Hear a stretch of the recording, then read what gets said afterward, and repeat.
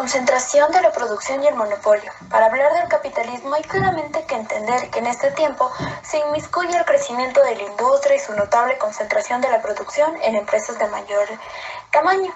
Estos son los rasgos que definen esta temática. Además, la concentración de la producción es mucho más intensa que la concentración de la mano de obra. En esto se entiende debido a que el trabajo es mucho más productivo en las grandes empresas. Vamos a tomar en cuenta que en Alemania el 0.9% de las grandes empresas concentran el 39.4% de obreros y en fuerza el 75.3% en términos del vapor, el 72.2% de kilovatios en lo que cuenta la electricidad. Una pequeña parte de las empresas que están siendo cada vez más grandes, en esto se aprecia su concentración en cuanto a fuerzas de trabajo. Para contextualizar esto, en 1907 había en Alemania 586 empresas de más de 1.000 obreros, que empleaban casi la décima parte del total de los trabajadores industriales y consumían casi un tercio del total de la energía eléctrica mecánica. En este podemos citar el papel que juega el capital monetario y los bancos.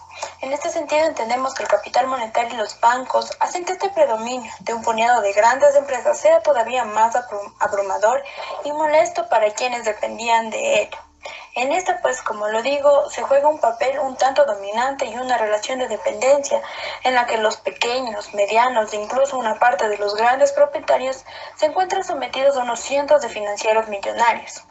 Se empieza a dar, como un ejemplo, entendemos que en Estados Unidos, en un país que ya estaba en estas vías del capitalismo, y en este empieza ya a aumentar su concentración en cuanto a su producción en un grado mayor.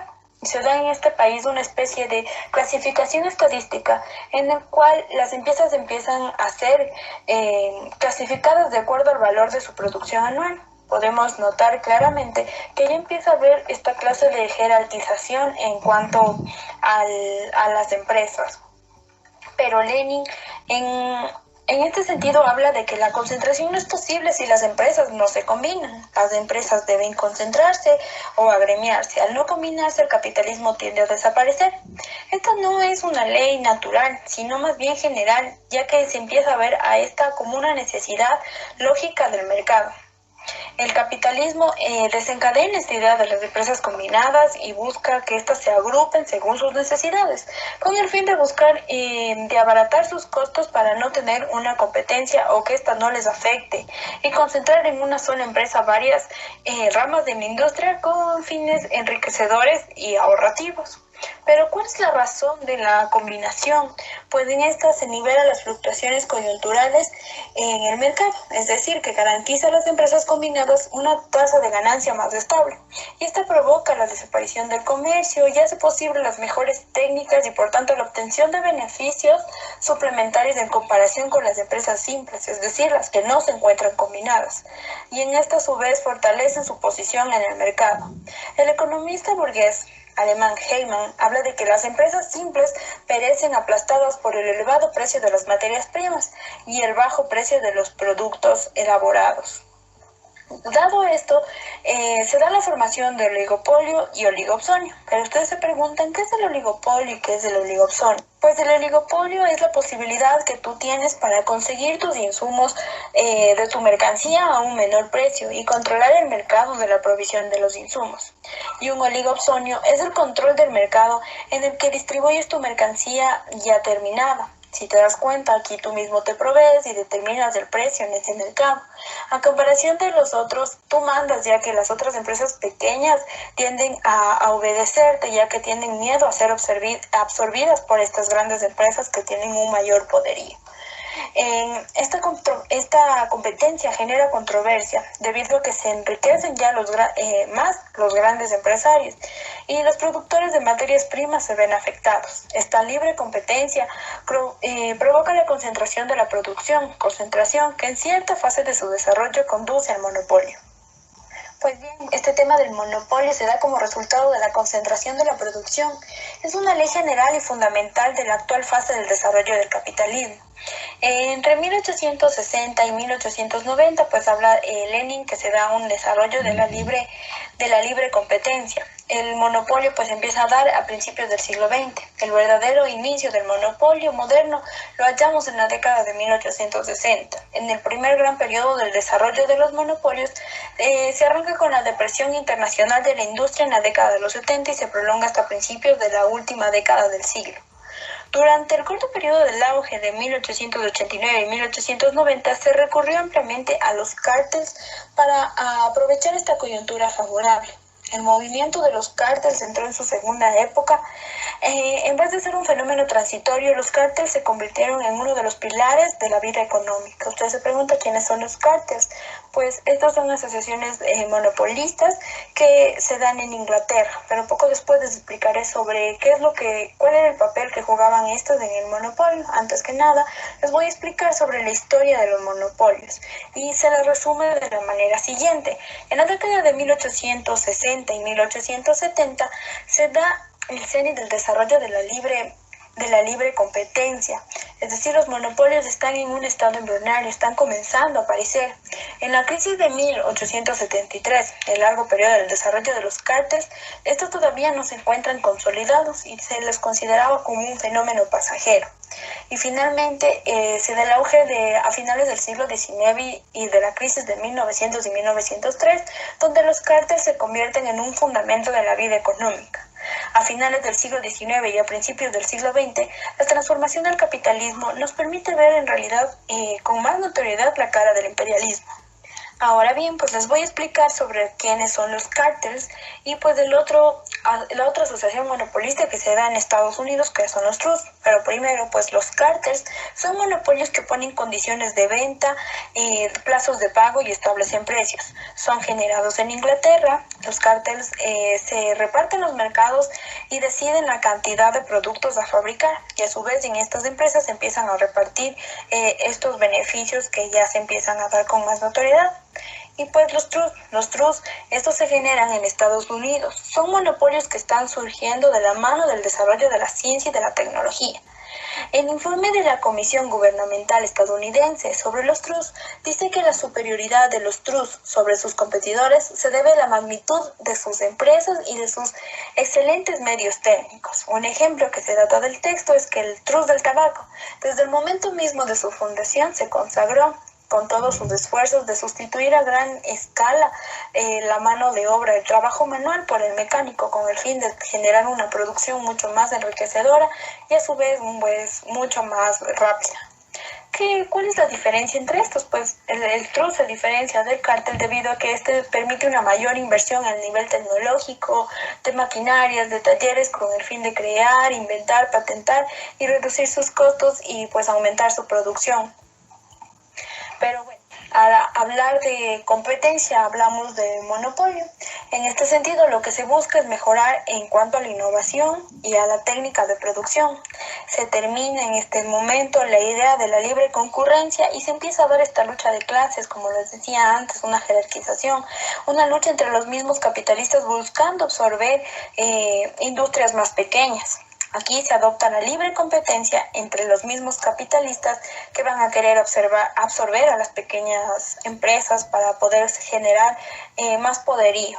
Y la producción pasa a ser social, pero la apropiación sigue siendo privada. Lenin dice que la socialización de la producción se da la socialización de la producción a niveles mundiales, pero la ganancia se concentra en pocas manos, en especial de los capitalistas.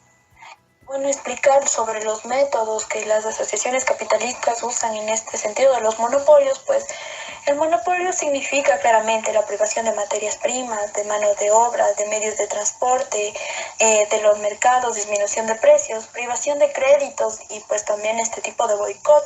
¿Qué es lo que quiere hablar aquí Lenin? Pues lo que Lenin explica es cómo unos se están concentrando y cómo otros se están haciendo privados o se están privatizando. Para culminar, pues esto no es una lucha de empresas, sino más bien es un tipo de estrangulamiento por parte de los monopolios. Conviene importante destacar el papel de los bancos durante esta etapa. A lo largo del tiempo, la función principal de los bancos ha sido la de intermediar en los pagos. Esto les permite convertir el capital monetario inactivo en activo, entendiéndose esto por medio del cobro de los intereses. Es así como los bancos reúnen toda clase de ingresos en efectivo y lo ponen a disposición de la clase capitalista. No obstante, cuando las operaciones bancarias se van concentrando en un número reducido de entidades, el rol de los bancos se comienza a cambiar. Dejan de ser unos simples intermediarios y se empiezan a constituir como grandes monopolios. Esta transición es un proceso fundamental para la consolidación del imperialismo. Estos datos nos permiten visualizar cómo se fue creando la concentración bancaria en Alemania, lo que posteriormente daría paso a la consolidación de los grandes monopolios bancarios. Entre 1907 y 1908, los depósitos de todos los bancos alemanes ascendían a 7.000 millones de marcos. Años posteriores, en 1912 y 1913, contaban ya con 9.800 millones. Es decir, que se había dado un incremento del 40% en tan solo 5 años. De esos 2.800 millones de aumento, 2.750 millones se repartían entre 57 bancos con un capital de más de 10 millones de marcos. Vemos así cómo los bancos más pequeños van siendo desplazados por los más grandes. Y así se van constituyendo los 9 grandes bancos berlineses, los cuales se van constituyendo como grandes monopolios y están a la cabeza de la economía del país. A finales de 1913 se estimaba los depósitos de los 9 grandes bancos berlineses en 5.100 millones de marcos de un total de 10.000 millones. Las grandes entidades, particularmente los bancos, no solo absorben directamente a los pequeños, sino que también los anexionan o los subordinan, es decir, que los incluyen en su grupo mediante la participación en su capital. Esta participación se basa en la venta y compra de las acciones. Esta tabla nos permite visualizar al banco más importante, a uno de los bancos más importantes durante esa época, que era el Deutsche Bank, el cual ya había concentrado su gran monopolio y tenía a su dependencia 87 bancos, lo que le permitía manejar un capital impresionante.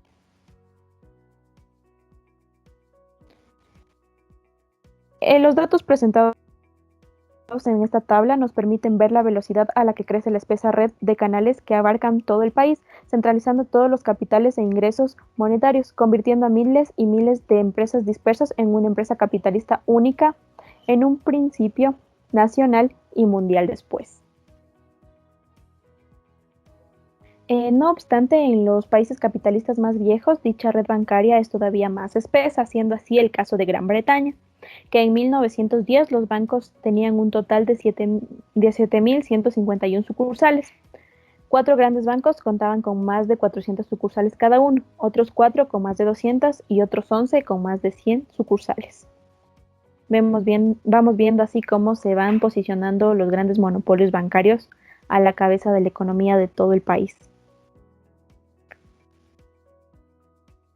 Cuando se empieza a crear esta suerte de monopolios bancarios, las empresas industriales pasan a ser subordinadas de los mismos, ya que por medio de las relaciones bancarias que mantienen las industrias con los bancos, les permiten tener una cierta información que luego les servirá para subordinar a las industrias.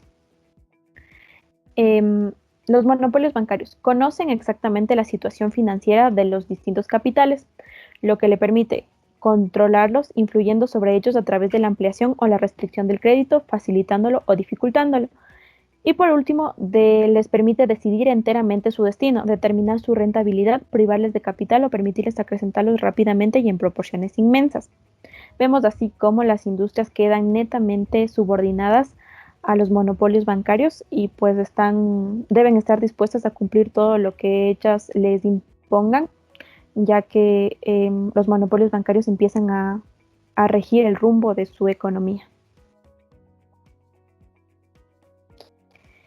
No obstante, en cuanto a la socialización de la economía capitalista, los bancos empiezan a sufrir la competencia de las cajas de ahorro y las oficinas postales, que están más descentralizadas. Es decir, que se encontraban en lugares más remotos, en otros lugares más locales. Esta tabla nos permite ver cómo las cajas de ahorro y las oficinas postales empezaron a hacerle frente al poder de los grandes monopolios bancarios. Sin embargo, para contrarrestar esto, los monopolios empezaron a imponer prohibiciones para no verse afectados en cuanto a la pérdida de hegemonía. siendo así que prohibieron a las cajas de ahorro las operaciones puramente bancarias, tales como el descuento de las letras de cambio, y también impusieron una limitación de la actividad bancaria de las oficinas postales. Otro factor importante dentro de esta nueva etapa que es el imperialismo es la disminución de la importancia de la bolsa. En el viejo capitalismo era muy importante la bolsa, sin embargo, ya que ya no tiene casi nada de importancia, pues los bancos empiezan a hacer todo solos y tienen el poder de dirigir todo. Donde se evidencia más el nuevo papel de los bancos en esta fase del imperialismo es en la relación que hay entre los bancos y la industria. Si el banco descuenta las letras de una firma, le abre una cuenta corriente, estas operaciones no disminuyen en lo más mínimo la independencia de la misma, es decir, de la industria. Y el banco no pasa de ser un simple intermediario. Sin embargo, cuando estas operaciones se multiplican y se convierten en una práctica frecuente, el capitalista industrial depende cada vez más del banco. Aquí se empieza a dar esta suerte de subordinación de las industrias. Esto permite establecer así un vínculo personal entre los bancos y las mayores empresas industriales y comerciales. Esto se da a través de la fusión de los unos con los otros, a través de la adquisición de acciones mediante la entrada de los directores de los bancos en los consejos de administración de las empresas industriales y comerciales y viceversa. Este vínculo personal entre la banca y la industria se complementa aún con el vínculo personal de ambas con el gobierno. Los puestos en los consejos de administración son confiados voluntariamente a personalidades de renombre, así como antiguos funcionarios del Estado, los cuales pueden facilitar en grado considerable las relaciones con las autoridades. Es así como se empieza a crear una relación entre la banca, la industria y el gobierno. Sin embargo, esta relación está dirigida por los bancos. Cuando se empieza a dar esta suerte de monopolios bancarios, también se empieza a producir una división del trabajo, la cual opera en dos sentidos. Por un lado, las relaciones con la industria en su conjunto se le confían a un director como función especial, y por otro lado, cada director se encarga del control de empresas sueltas o de grupos de empresas que son afines por su producción o intereses. Vemos así cómo el capitalismo ya está en condiciones de ejercer el control organizado sobre las empresas sueltas. Frente a todo lo expuesto, no es raro que se mencione el terrorismo de los bancos por parte de los sectores industriales. Para entender mejor esta denominación, se permite leer una carta que fue emitida por uno de los grandes bancos de Alemania en 1901. Según la nota de ustedes publicada el 18 del corriente por cierto periódico, parece que debemos admitir la eventualidad de que la Asamblea General de su consorcio, a celebrar el 30 del actual, decida tomar medidas que podrían introducir en su empresa modificaciones que son inaceptables para nosotros. Por esta razón, y lamentándolo profundamente, nos vemos obligados a retirarles el crédito que de hasta ahora gozan. Ahora bien, si dicha Asamblea General no aprueba medidas inaceptables para nosotros y se nos dan garantías a este respecto para el futuro, estamos dispuestos a abrir negociaciones con el fin de concederlos un nuevo crédito. Esta carta ejemplifica el poder que detentaban los monopolios bancarios, pues todo lo que decían tenía que ser cumplido por las industrias, ya que estos podían retirar su ayuda crediticia y podían llevarlos a la quiebra o perjudicarlos en cuanto a su economía como industrias. Por todos estos antecedentes, el siglo XX marca el punto de inflexión entre el viejo capitalismo y el nuevo, entre la dominación del capital en general y la dominación del capital financiero. Bueno, voy a hablar sobre la exportación del capital. Las principales características del viejo capitalismo es que la libre competencia dominaba la indivisa. Esto quería decir la exportación de bienes, que era muy característico del capitalismo moderno, donde este manda al monopolio, quiere decir la exportación del capital. También el capitalismo es la producción de mercancías en el grado más elevado del desarrollo, cuando la propia fuerza de trabajo se convierte en una mercancía. El incremento del intercambio interior y particularmente del internacional es un rasgo muy característico del capitalismo, ya que tenía un rasgo similar a la exportación. El desarrollo desigual y espasmódico de las distintas empresas, ramas industriales y países inevitable bajo del sistema capitalista fue muy evidente. Mientras que Gran Bretaña fue el primer país que se convirtió en capitalista y a mediados del siglo XIX adoptó el libre mercado. Gran Bretaña se vio quebrado puesto que otros países se protegían a sí mismos mediante los aranceles proteccionistas y se transformaron en estados capitalistas independientes. En un umbral del siglo XX asistimos a la formación de otro tipo de monopolios, puesto que el primero fue asociaciones monopolistas de capitalistas en todos los países del capitalismo desarrollado, mientras que el segundo, la posición monopolista de unos pocos países ricos en los cuales la acumulación del capital alcanzaba pocas proporciones gigantescas. Esto quiere decir un enorme excedente de capital ha surgido en los países avanzados.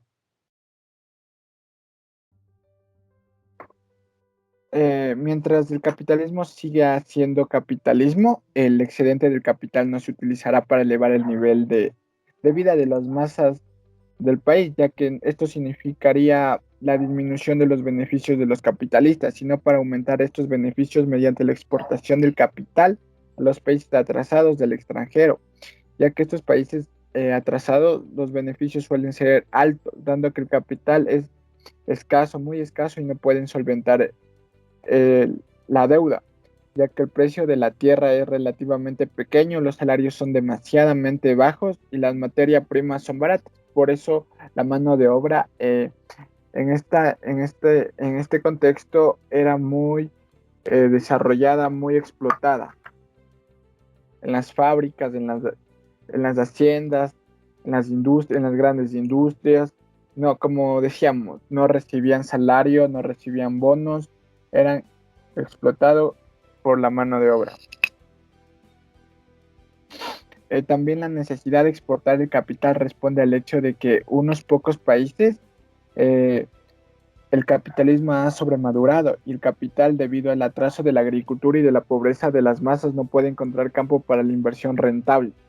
Mientras más pobreza haya, menos capital entra al país. Por eso no es rentable, entonces debe haber una igualdad.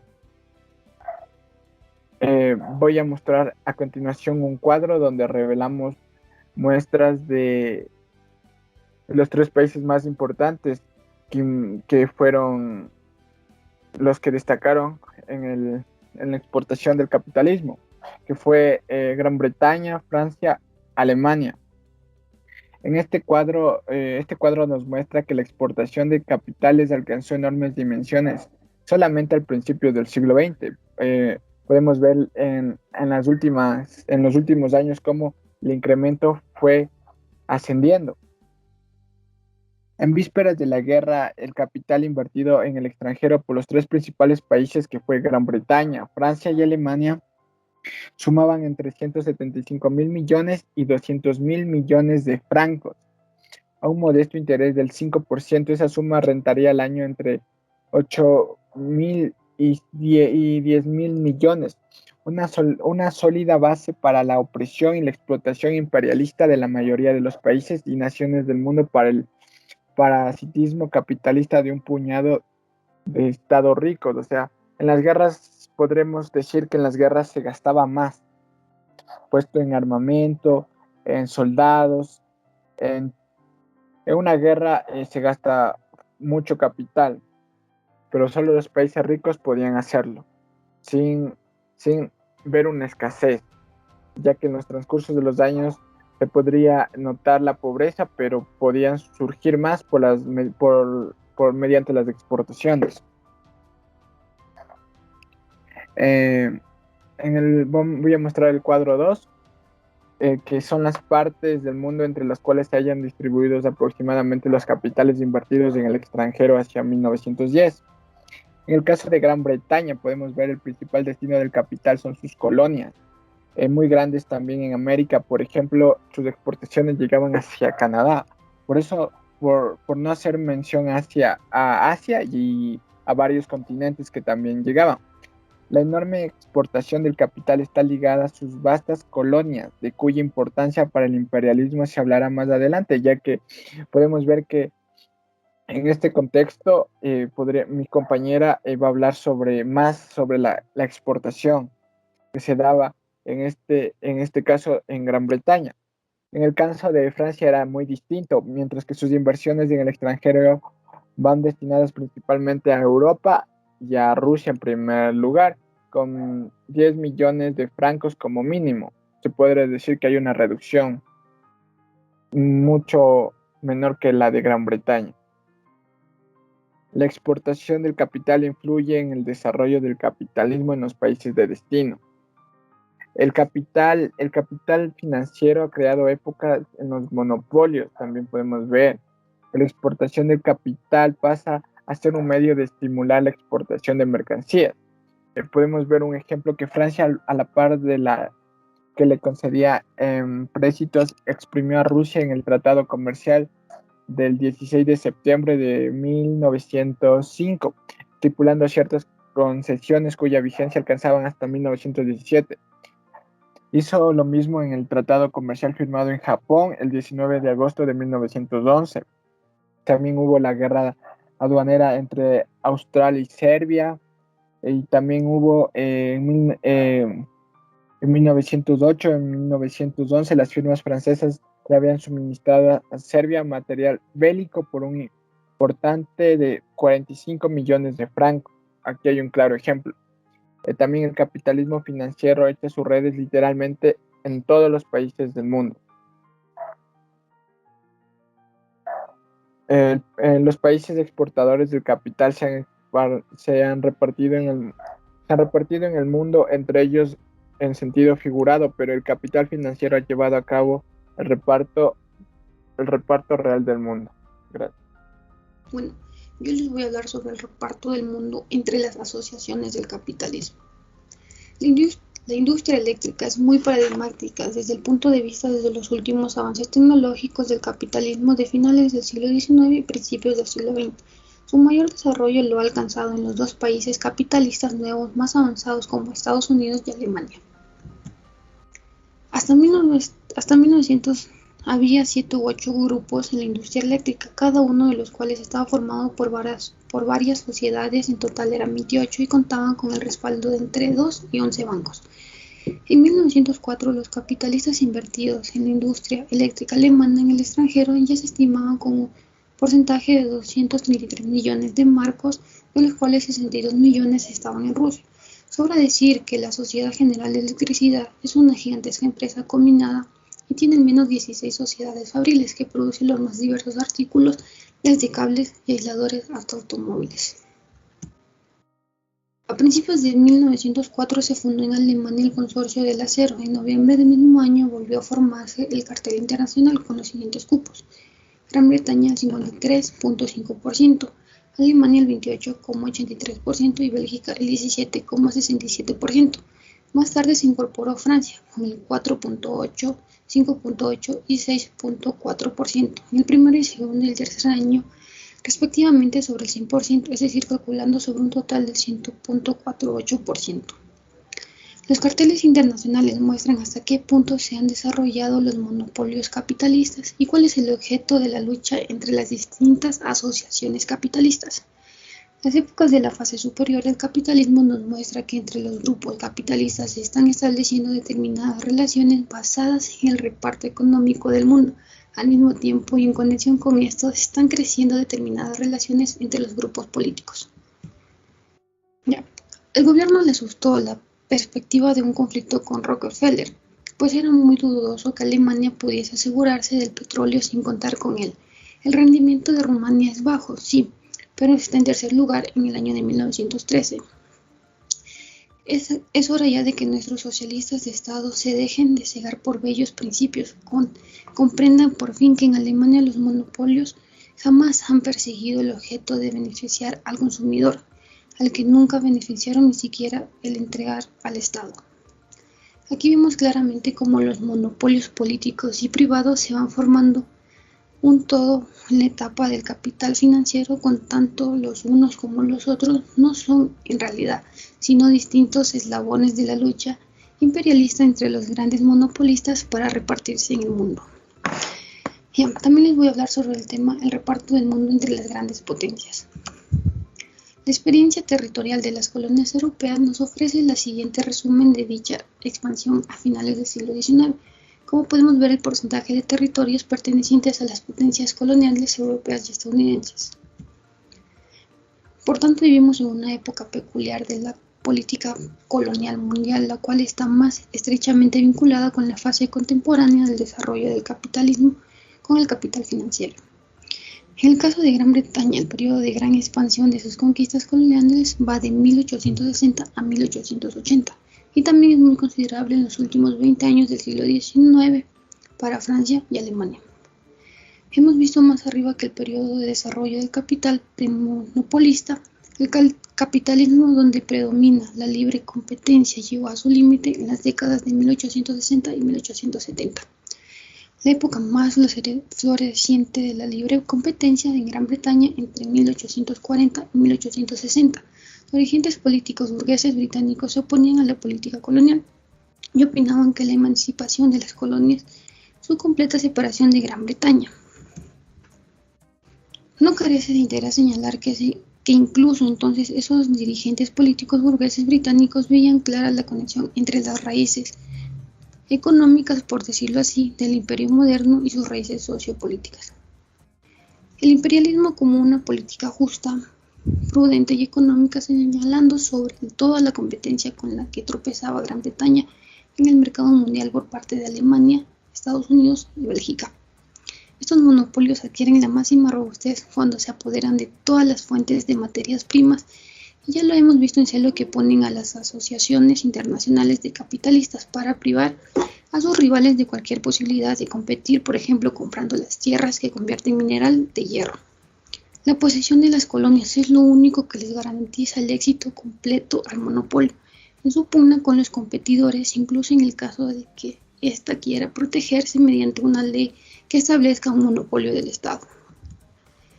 El libre mercado es cada vez algo del pasado. Los consorcios monopolistas lo restringen día a día y la simple mejora de las condiciones de la agricultura se produce en la mejora de la situación de las masas, las subidas de los salarios y la disminución de los beneficios.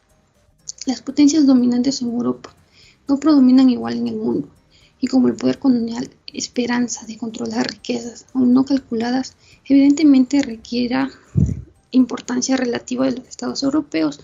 La cuestión colonial, el imperialismo, si se requiere que haya modificado las condiciones políticas de la propia Europa, la seguirá modificando más y más. Muchas gracias.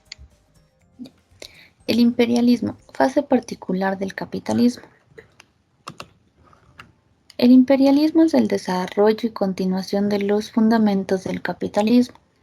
Este se convirtió en imperialismo capitalista cuando alcanzó un grado alto de transición hacia un sistema económico y social más elevado. Desde una perspectiva económica, lo esencial de este proceso es la sustitución de la libre competencia capitalista por el monopolio capitalista.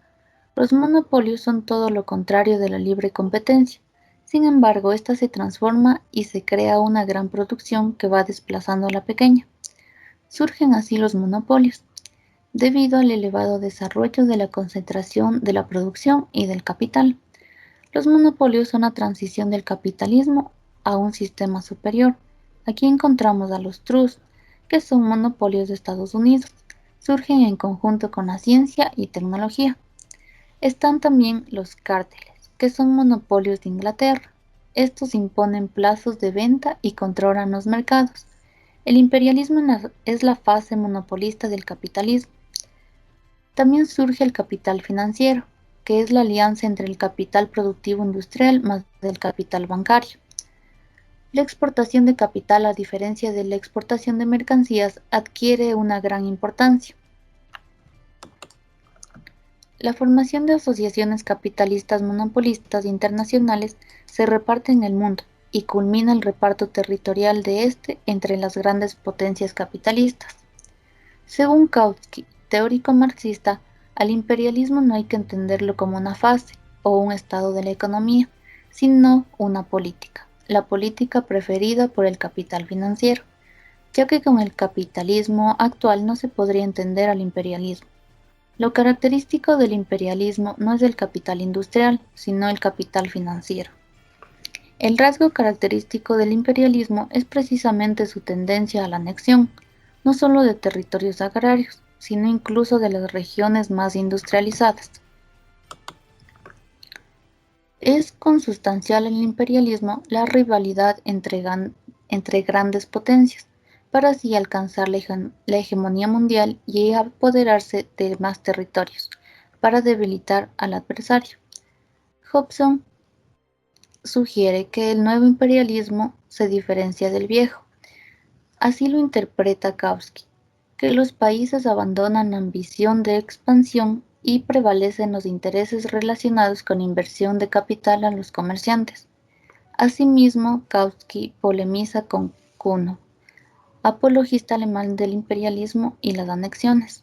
Él argumenta a modo cínico que el capitalismo es progresista y debido a ello es inevitable. Por ello, Kautsky responde con argumentos que se debe luchar contra esto. Kautsky propone una nueva fase, el superimperialismo. Es la unión de los imperialismos, dando fin a las guerras bajo el capitalismo. Sin embargo, el desarrollo desencadenará un ultraimperialismo. En la siguiente tabla se observan 3 regiones con un capitalismo muy desarrollado, que son la centroeuropea, la británica y la norteamericana. Allí se encuentran 3 estados dominantes: Alemania, Gran Bretaña y Estados Unidos. En las colonias el capitalismo solo está empezando a desarrollarse, por ello la lucha por Sudamérica se agudiza cada vez más. Las vías férreas proporcionan datos exactos sobre los diferentes ritmos de crecimiento del capitalismo y del capital financiero en la economía mundial. Y el desarrollo del ferrocarril ha sido más veloz en las colonias, lleno de estados independientes y semi-independientes de Asia y América. Esto debido a la inversión lucrativa del capital financiero de los estados capitalistas más grandes. El capitalismo crece con más rapidez en los países de ultramar y las colonias. Así también crece el tributo impuesto por el capital a las empresas coloniales y de ultramar más rentables. Bueno, mi nombre es Yandri España y yo les voy a hablar sobre el parasitismo y la decadencia del capitalismo. Todavía tenemos que examinar otros aspectos importantes del imperialismo, el cual se presta poca atención o no se da mucha atención en la mayoría de las deliberaciones sobre este tema. Hablamos del parasitismo propio del imperialismo. La base económica más profunda del imperialismo es el monopolio. Este es el monopolio capitalista, es decir, un monopolio surgido del capitalismo que existe en las condiciones de la producción mercantil y la competencia. Sin embargo, como todo monopolio, se genera un estancamiento y una decadencia. El imperialismo es una enorme acumulación de unos pocos países de un capital monetario. Este capital monetario alcanza un monto de unos 100.000 a unos 150.000 millones de francos.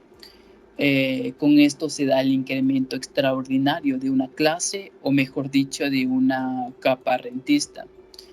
Esto quiere decir que estas son las personas que no pertenecen y no participan en ninguna empresa y cuya profesión está en el ocio o la ociosidad. Es como que ganan dinero a raíz de otros. La explotación del capital es una de las bases económicas más esenciales del imperialismo.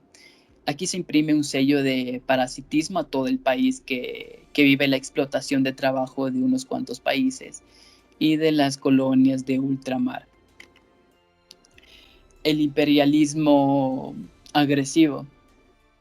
Aquí los que más sufren son los contribuyentes, los que contribuyen con su dinero, ya que no tienen importancia, no le dan importancia, y lo que prevalece y le dan importancia es la fuente de grandes beneficios para el inversor, en donde el beneficio de los rentistas es 5 veces mayor que el beneficio del comercio exterior del país más comercial del mundo.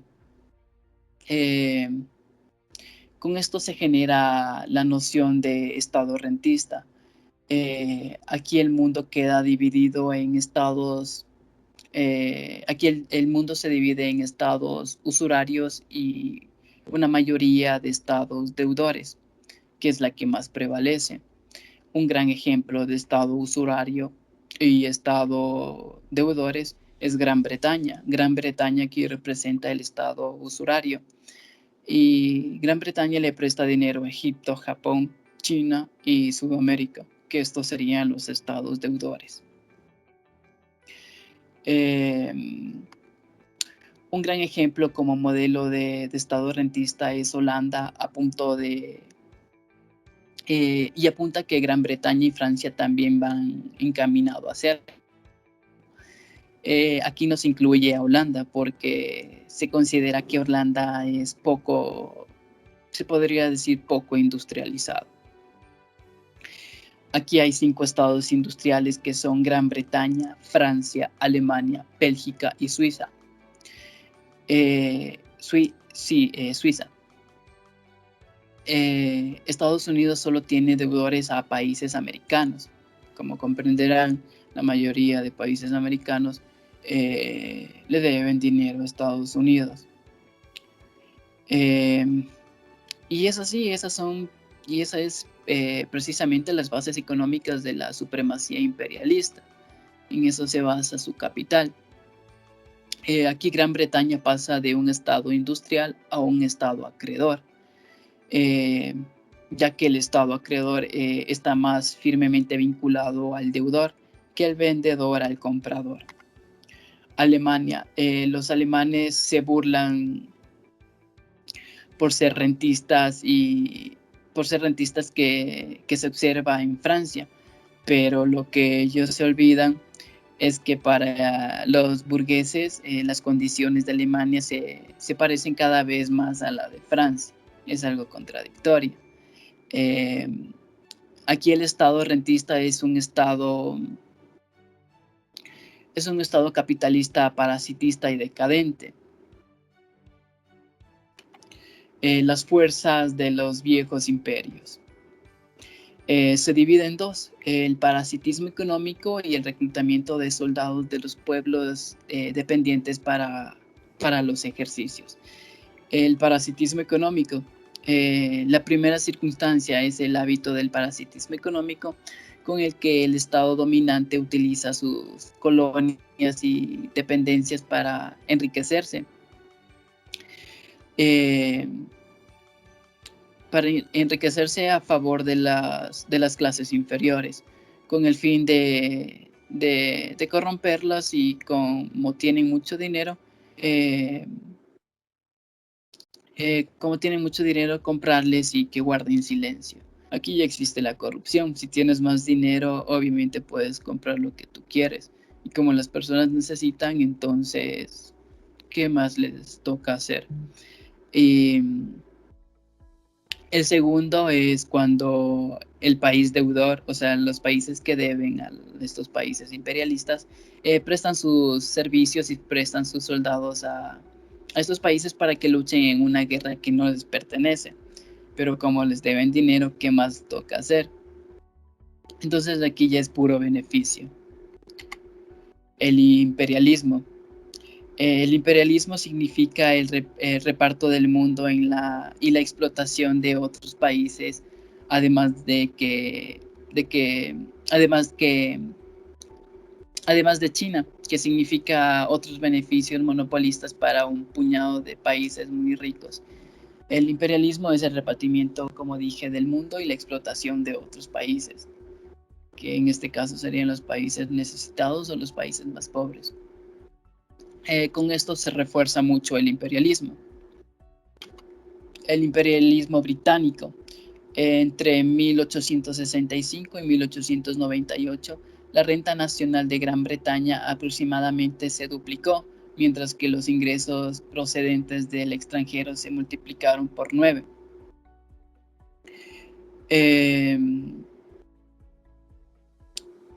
Aquí se da el trabajo excesivo de las personas de color y Europa descarga lo que aquí Europa corre peligro es que se descargue el trabajo físico. Y con esto de trabajo físico me refiero a que descargue el trabajo primero a los agricultores y los mineros, después a los trabajos industriales más duros, y con esto se establecen políticas de la raza de color, porque aquí se explotaba a las personas de tez morena. Se quitan tierras a los agricultores. Se quitan estas tierras para darle a las personas aristocráticas que, teniendo dinero, ellos aprovechaban malgastando el dinero, se podría decir.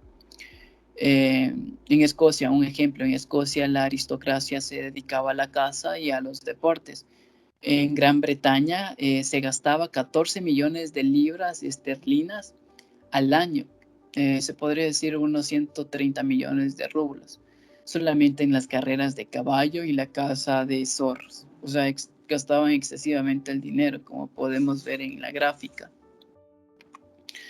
Se establece una diferencia entre capa superior de los obreros y la capa inferior proletaria propiamente dicha.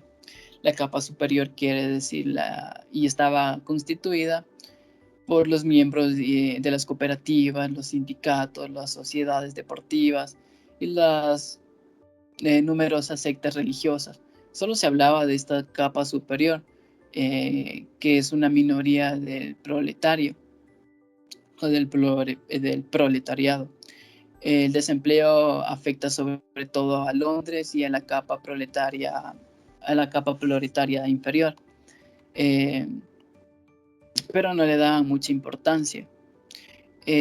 Con esto se da la inmigración desde los países imperialistas y el aumento de la inmigración a los mismos procedentes de países atrasados. La inmigración británica disminuyó a partir de 1884. Ese año los emigrantes fueron de 242,000 en 1990 y fueron a 169,000. La emigración alemana alcanzó su máximo entre 1881 y 1890, con un total de 1.453.000. El aumento de número de los obreros arribados a Alemania desde Australia, Italia, Rusia y otros países. Según el censo de 1907, en Alemania había 1.342.294 extranjeros. En Estados Unidos, los inmigrantes de Europa Oriental ocupaban los puestos de peores pagados.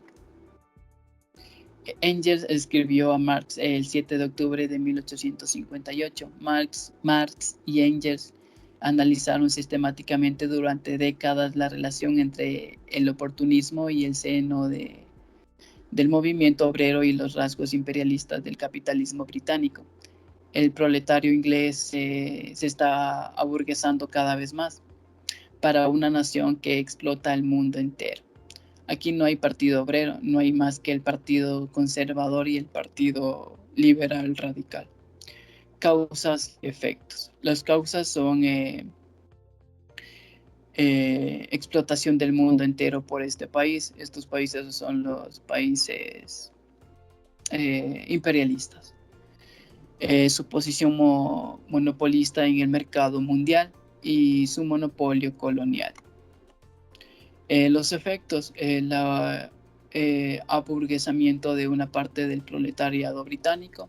Una parte del proletariado británico permite que lo dijeran gente compradas por la burguesía o al menos pagadas por ellos. Aquí la burguesía podía comprar el silencio de las personas, se podría decir. El imperialismo ha pasado de ser un embrión a ser el sistema dominante. Muchas gracias. Lugar histórico del imperialismo.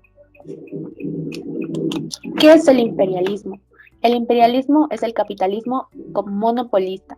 Esto determina ya el lugar histórico del imperialismo, pues el monopolio, que nace única y precisamente de la libre competencia, es la transición del capitalismo a una estructura económica y social más elevada.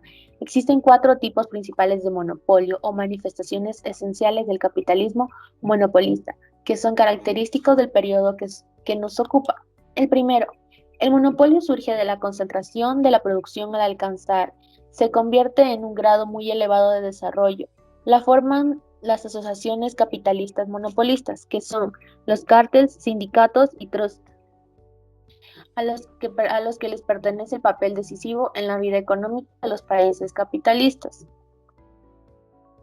Los mismos alcanzaron pleno predominio en los países avanzados, y si los primeros pasos en el sentido de la cartelización fueron dados con anterioridad por los países con tarifas arancelarias proteccionistas elevadas como Alemania, Estados Unidos e Inglaterra, con su sistema de libre cambio, mostró solo un poco más tarde ese cambio hecho fundamental, el nacimiento del monopolio como consecuencia de la concentración de la producción. Segundo, los monopolios han estimulado la captura de las fuentes más importantes de materias primas, particularmente para las industrias básicas y más cartelizadas de la sociedad capitalista, la del carbón y la de la siderurgia. El monopolio de las principales fuentes de materias primas ha aumentado terriblemente el poder del gran capital y ha agravado los antagonismos entre las industrias cartelizadas y las no cartelizadas. Tercero, el monopolio ha surgido de los bancos, que dejaron de ser modestas empresas intermediarias a ser ahora el monopolio del capital financiero.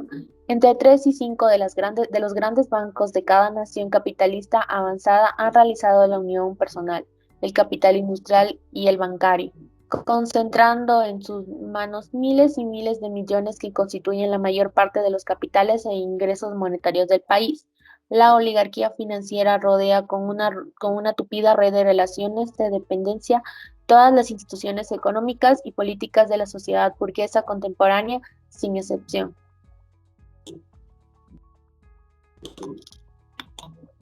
Cuarto, el monopolio ha nacido de la política colonial de las potencias imperialistas. Debido a los monopolios, se intensificó la conquista de importantísimas fuentes de materias primas, mercados de venta y esferas de colocación del capital.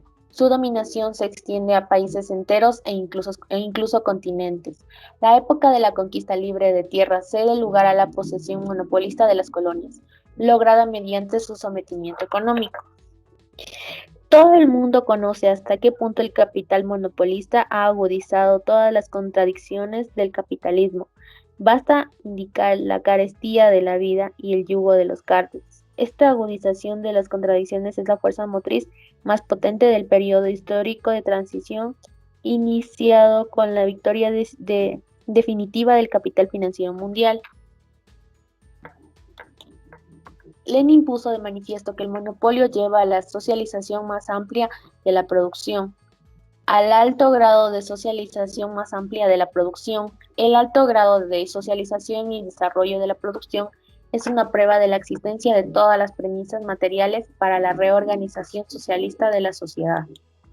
El capitalismo parasitario. En general es conocido hasta qué punto el capitalismo monopolista ha agudizado todas las contradicciones del capitalismo. Basta con mencionar la carestía de la vida y la tiranía de los cárteles.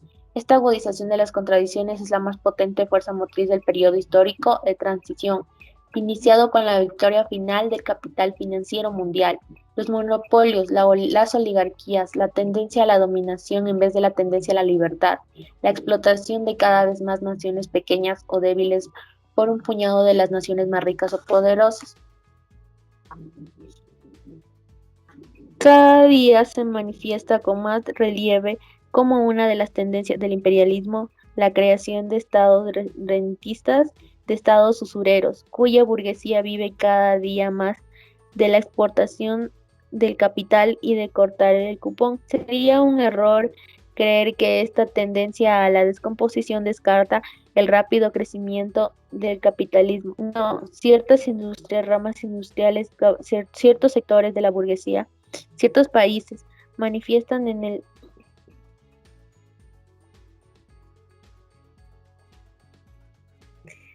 la época del imperialismo con mayor o menor fuerza, ya una ya otra de estas tendencias. En conjunto, el capitalismo crece con una rapidez incomparablemente mayor que antes, pero este crecimiento no solo es cada vez más desigual, sino que su desigualdad se manifiesta particularmente en la decadencia de los países más ricos en capital. La obtención de elevados beneficios monopolistas por los capitalistas en una de las numerosas ramas de la industria, así es como se crea el vínculo entre el imperialismo y el oportunismo. La causa de los adversarios del capitalismo sería inútil si el capitalismo avanzado condujese al reforzamiento del oportunismo, o si los obreros mejor pagados se inclinasen hacia el oportunismo, etc. No debemos hacernos ilusiones sobre el valor de este optimismo. Eso es un optimismo con respecto al oportunismo. Es un optimismo que sirve de tapadera al oportunismo.